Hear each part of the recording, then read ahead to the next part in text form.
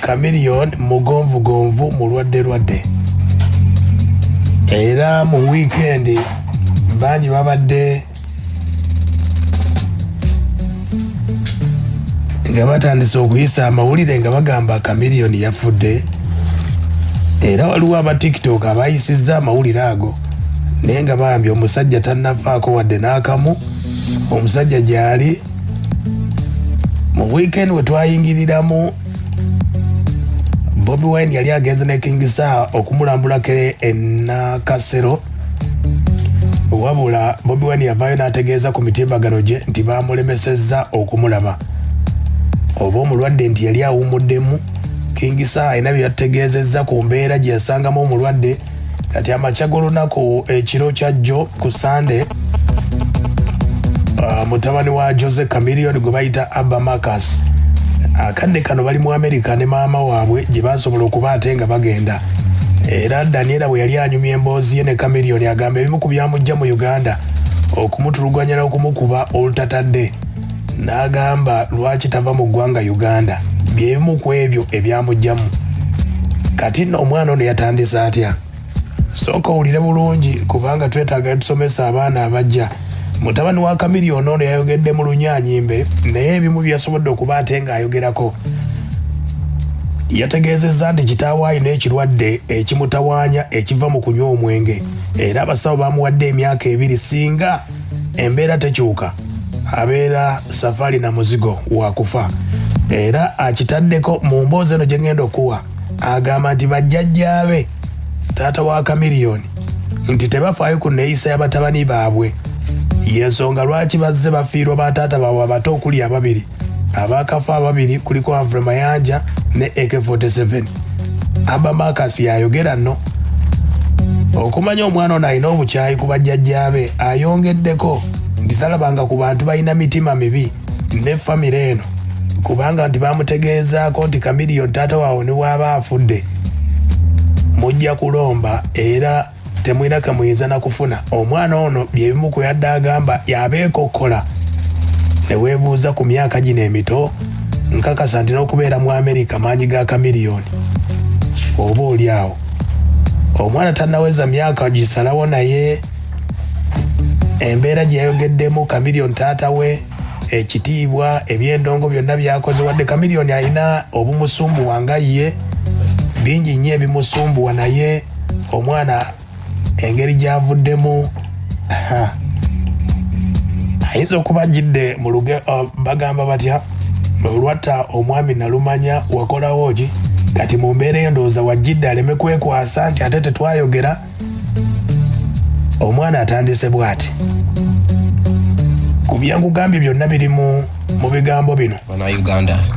I'm finally choosing to break silence about a very, very serious issue that needs action with immediate effect. As you all already know, that my father's not doing well. He's in hospital, and you guys probably only know the surface level information about what is really going on. To start things off, my father suffers with acute pancreatitis. In most cases, this is a condition that is caused by repeated alcohol use. In this case, this is exactly what is going on with my father. To put things plain and simple, my father struggles with alcohol addiction. This is something that he's been suffering with for quite a while now. Henceforth, the weight loss that people keep on talking about and everything. It completely disheartens me when I see the internet throw around and bash my mother, making her the cause of everything. I am here to tell you that is completely false. My mother has nothing to do with any health issues that my father may be experiencing. Throughout my entire life, I've always seen my father struggle with alcohol and controlling the use of alcohol. Yes, given he's a big public figure and he's human at the end of the day, he may struggle with certain anxieties and blah, blah, blah, and maybe he chose to use that as an escape. Unfortunately, that kind of thing is starting to catch up with him. Well, I mean, ng'agezaako okunnyonnyola abayinza okwekwasa nti maama we Daniela yaviirako embeera eyo kubanga yanoba. Agamba taata waabwe anywedde omwenge ebbanga lyonna bwe baabeerera wano n'efuuka embeera.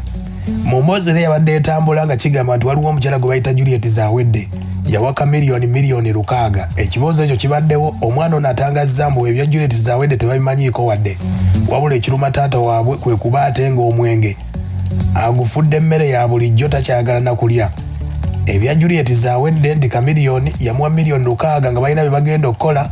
Bwe yarabye Juliet akomyewo kwe kwerwaza. Abamu babadde bakireeta bwe batyo omwana ono kwe kuvaayo okutangaza akyatubuulira agamba nti ababeera ne taata we be bamu ku basinze okulemesa taata we abataagala abeere mu mbeera nnungi. Never in my life have I seen such unconcerned parents that are so careless about their children's well-being. In this case, I am talking about my father's parents. So far, I have already lost 2 uncles, and that is because of the complete, utter irresponsibility I've ever seen from parents. So far, I have already lost 2 uncles, and that is because of the complete and utter irresponsibility of these people's parents. Honest to God, I don't even like to call them my grandparents because I don't like any association with them. That's a whole nother story altogether. Let me know in the comments if you guys want to know about that. But back to the main topic. You would expect my father's parents to actually care about him the most. If anything, be their favorite child, considering he gave them their name. No one in the country of Uganda would know who the Mayanjas were if it weren't for my father. The people around my father do not care about his well-being and do not have his best interests at heart. His friend. Kono kategeereza nti bajjajjaabe bw'abagambye agambye n'abazadde ba Chameleone nti bazadde ba Chameleone tebaagala kufaayo ku baana baabwe. Nti waliwo abaana babiri ba taata baabwe abato okuli Hamva ne AK47 bafiiridde mu ebyo ebintu by'okunywa omwenge.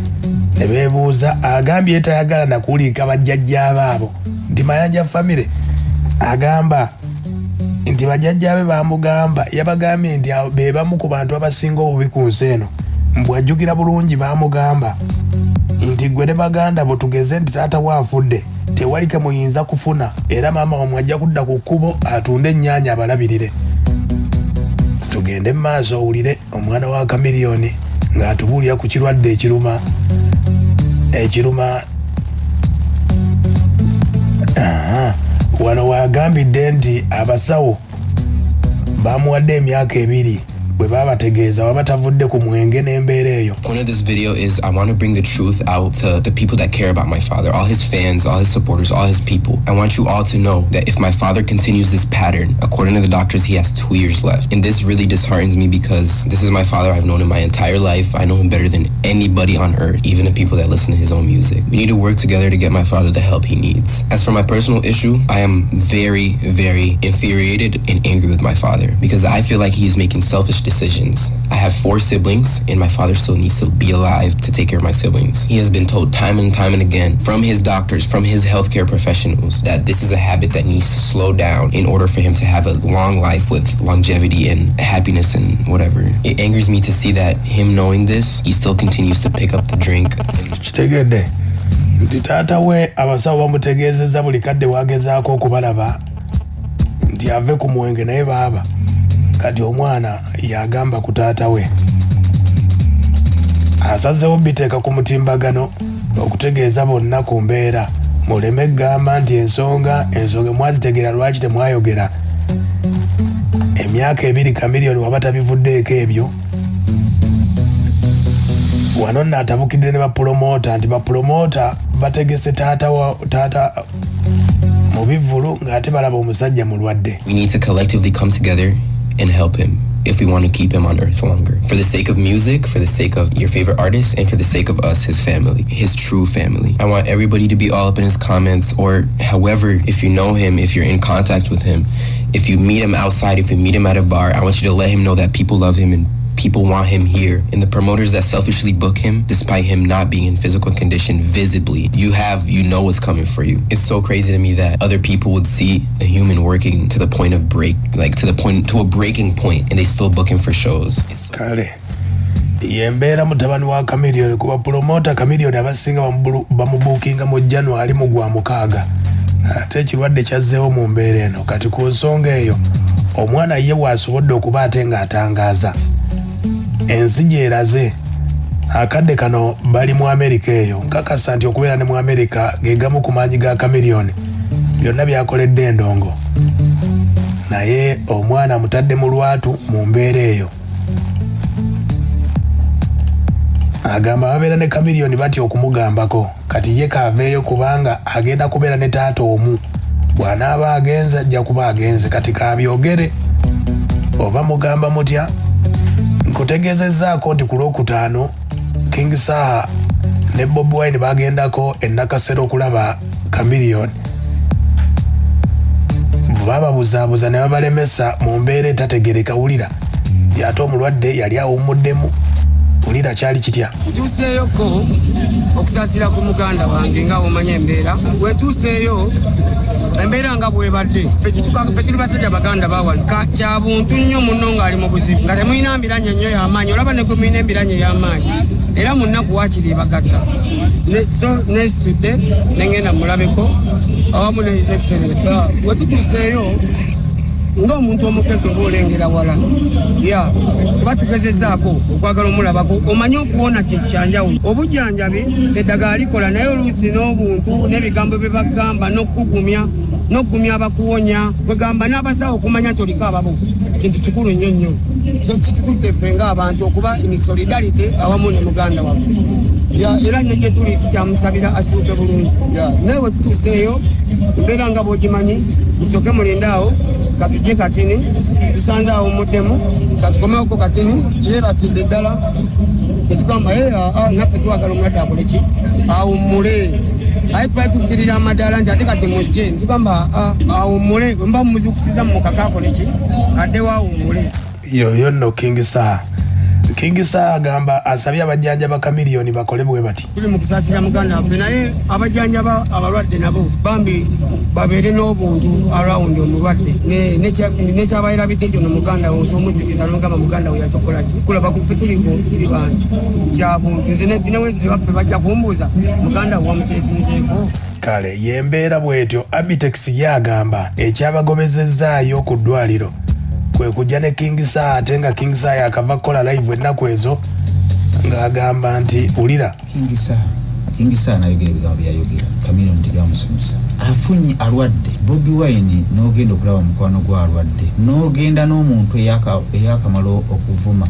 Chameleone nga bw'omumanyi alwawo okusonyiwa kwe kigambo ekituufu King Saa yamunyiigira kubanga yamutyoboolamu yakamala okulwala ate n'ogenda n'oyo eyagamba mbuze saakiwulira bwe yagamba kasana na kufa King Saa nga yagamba Chameleone n'ogenda naye kigendererwa ki n'otuukayo ne bamugana okumulaba kuba Bobi Wine musajja munene tosobola batuuka awantu tebasobola kumugana kulaba Chameleone kuba sirowooza nti simanyi mbeera gy'alimu ne sirowooza nti ali mu mbeera egaana abantu okumulaba nga Bobi Wine bamuganye mu bugendere bebaba nga bakugambye nti togenda kumulaba yapostinze ku peegi ye n'ayogera bulungi manyi Bobi Wine bwatyo babeera ye muntu ateekako bayita batya smile ya plastic nategeeza kirala yayogedde bulungi nnyo ku peegi ate King Saa n'awandika n'agamba omulwadde wa Lakizale yemu ku mbeera bwe yatambudde bwetyo ku peegi ya Chameleone waliwo baka bwe badde bataddeyo kaawo nga buyina bwe bugamba nti abazungira mu malwaliro ag'enjawulo